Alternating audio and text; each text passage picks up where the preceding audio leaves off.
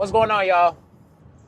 Hey, listen, it's all about SNAP benefits right now. SNAP benefits and EBT.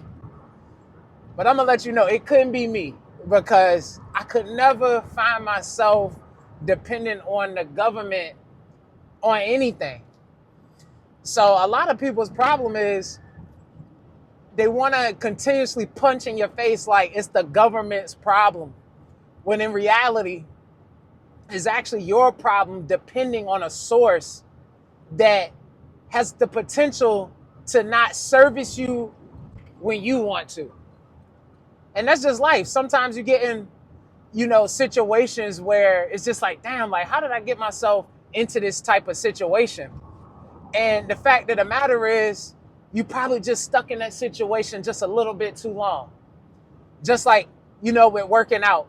When you're working out heavy, you feel confident, you feel good. You don't need, too much advice unless the people, that's right around you. But I'm going to tell you what, that's different about someone that's in shape, is disciplined, and they depend on themselves half the time, because guess what? And this is a statistic you can type in the chat GPT right now. 1 in 25,000 men over the age of 30 have six-pack abs.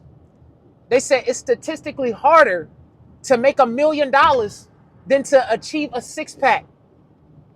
So if you think about that, the more you stay at it, meaning the more you stay on EBT and SNAP benefits, the more you're going to depend on it. So your life becomes that thing that you're spending the most time doing.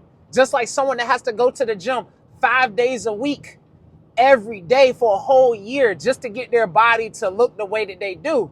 And to grow, you're going to have to go 2, 3, 4, and 5 years at a time. Now compile that on SNAP benefits. At first it started as temporary, right? And then you got, you fell in love with it.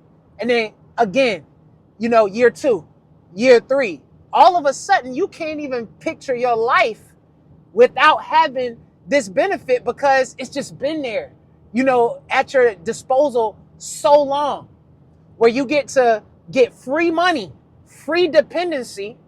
And then guess what? On the back end, you get to go to the grocery store and it's not coming out of your pocket. It's coming out of the government's pocket.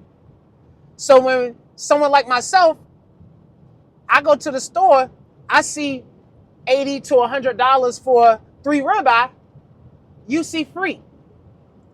When I see chicken that's $30 for a 3-pack of chicken, and guess what you see?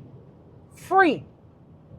So the mindset of free, and then all of a sudden it being stripped away from you, it's kind of inconceivable. Like, you can't even believe like that this is like about to happen. And guess what? The more you stay on that system, you become lazier. So then everything that is coming at you that you desire to get up out of that situation feels like an attack. If someone tells you to stop depending on the government, oh, you must be from the right. Oh, you must don't care about the citizen. If someone tells you that, hey, maybe you need to go back to go get a certification or go back to school to potentially get a higher job, guess what? All of a sudden, anything that comes at you over and over and over again that is trying to improve your life, it becomes a battle of, you can't tell me nothing. I'm the one living this. I'm the one that has that's living on the benefits. I'm the one that got to feed my kids such and such, and the list goes on. But at the end of the day, it'll never be a two-way street, because you only see it from the eyes of when it's benefiting you, when things are free. But the moment, just like your body, that you are called to come do something for yourself, because that's the only thing in this world that you can do and control yourself absolute is your body and your self-image. When it comes to your physique, you do the same thing a lot of other people do. You get started and you stop. You get out here and you realize, like, oh my God, no one's giving me anything. I don't have that check, especially if you're an entrepreneur, let alone if you're able to even get to the employee status where you start shifting the load to someone else to start really feeling, the American dream and that capitalist mindset.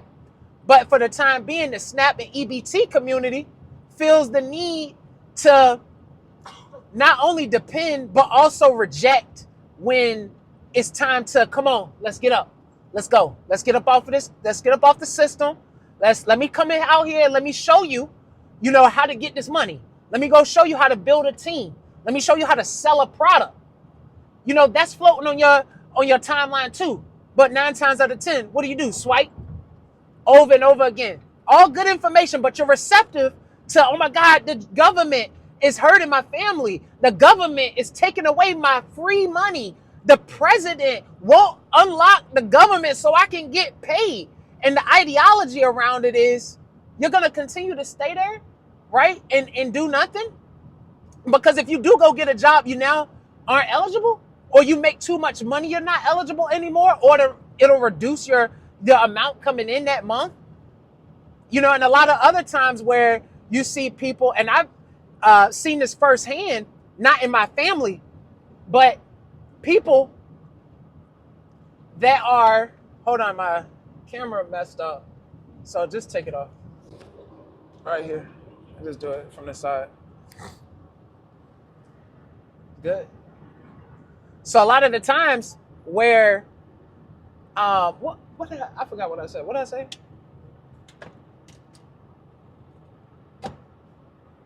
Pause it, man.